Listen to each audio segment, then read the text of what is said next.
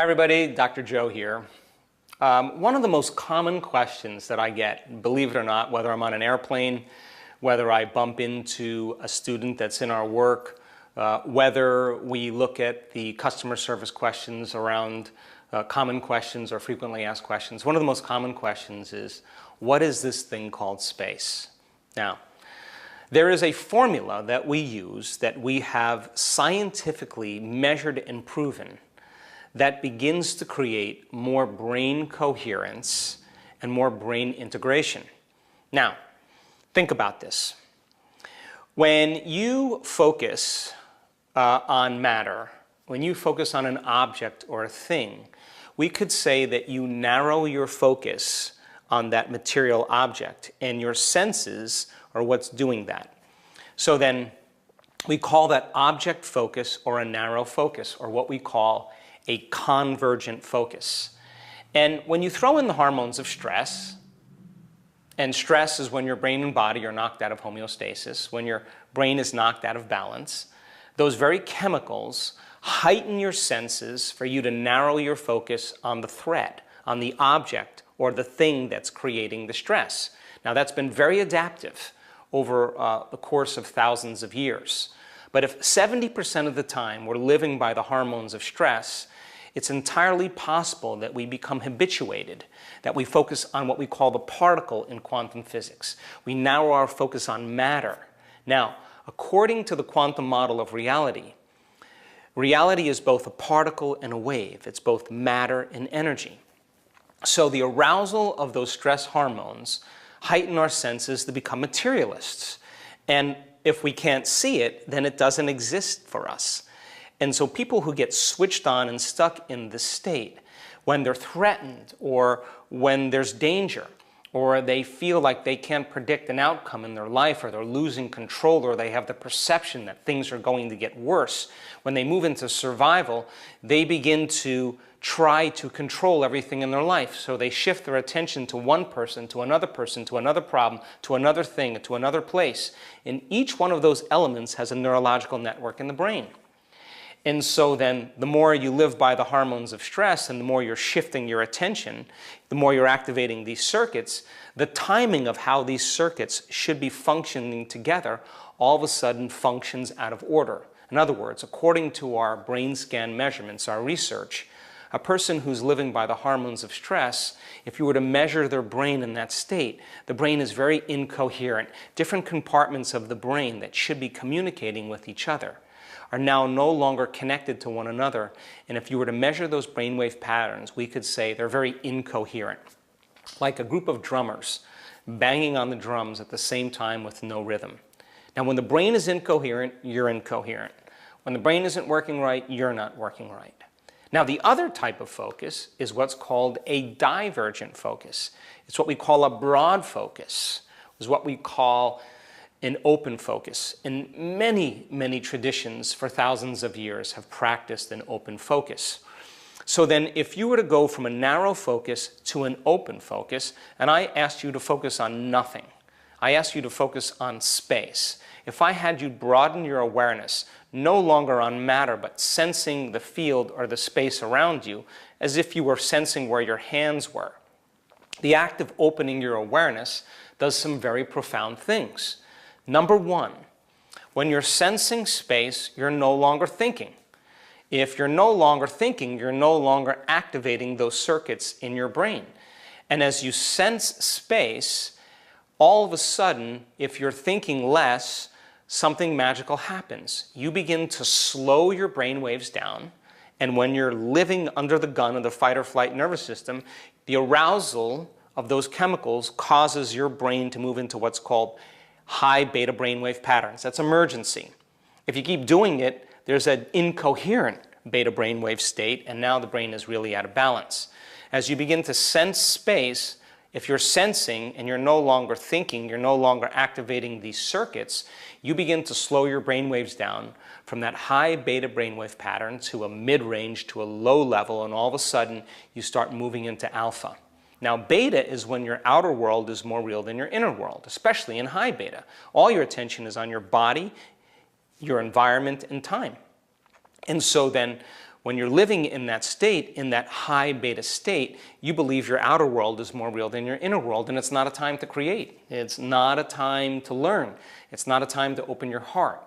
It's not a time to imagine new possibilities. It's a time to run, fight, or hide. So then, when you sense space and you begin to relax and feel safe, your brain waves move into an alpha brainwave state where all of a sudden the imaginary world of your inner world starts becoming more real than your outer world. You can become aware of your outer world, but you're less aware of it and you're more aware of your inner world. Point number one. Point number two, if you're not thinking, you're probably not analyzing. And the whole purpose of meditation is to get beyond the analytical mind. One of the purposes anyway. Now what separates the conscious mind from the subconscious mind is the analytical mind.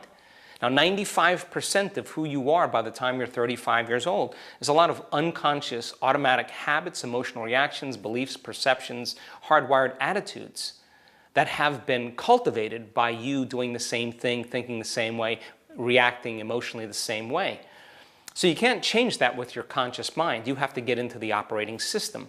So as you begin to sense space and you're no longer activating these circuits, you begin to open the door between the conscious mind and the subconscious mind when you overcome your analytical mind. Now you're in the operating system where you can make significant changes. If you get really good at this, sensing space, your brain waves, according to our research, will move into even theta brainwave patterns. Not just any kind of alpha or theta brainwave patterns. We're talking about very coherent alpha and brainwave patterns. Now, why?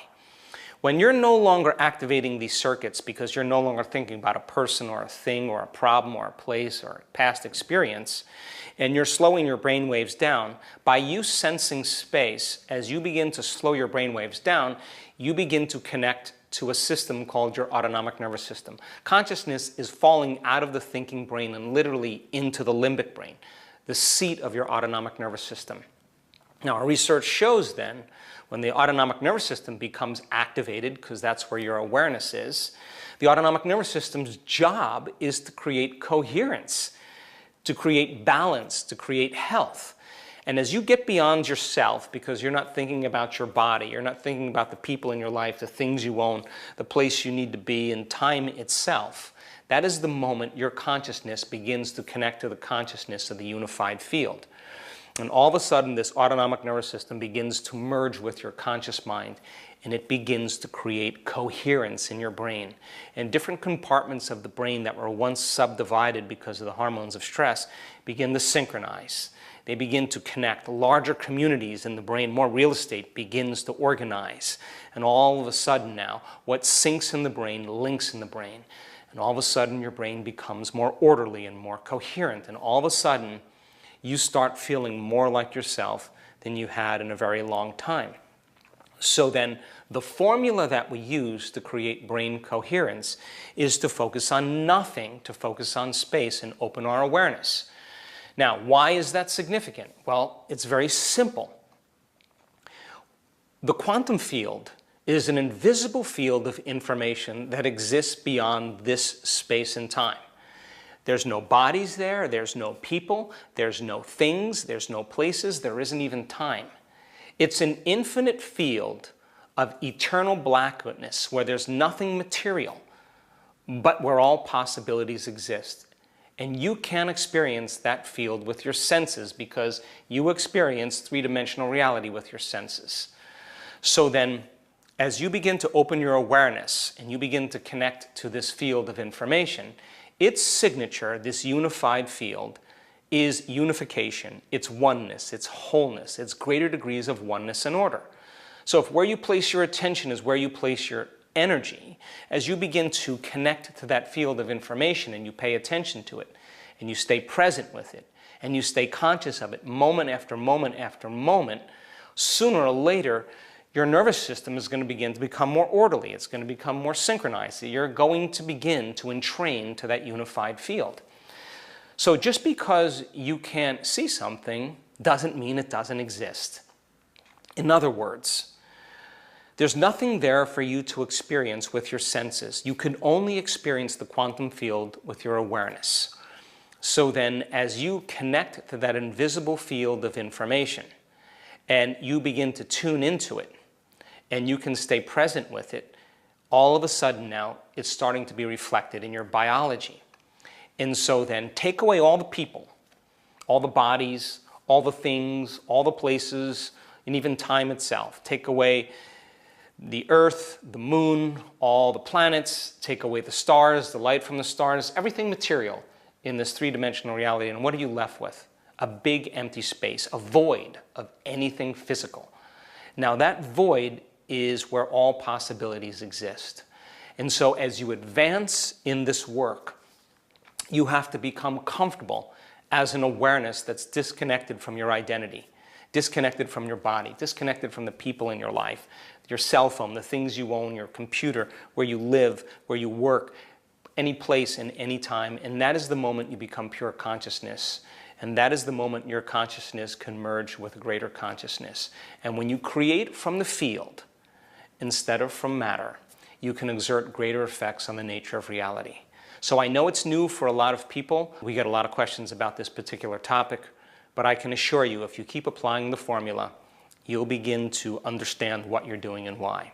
So give it some time, give it some practice. Many people are doing it very well. We've measured it thousands and thousands of times. The purpose is to create more brain coherence. Thank you.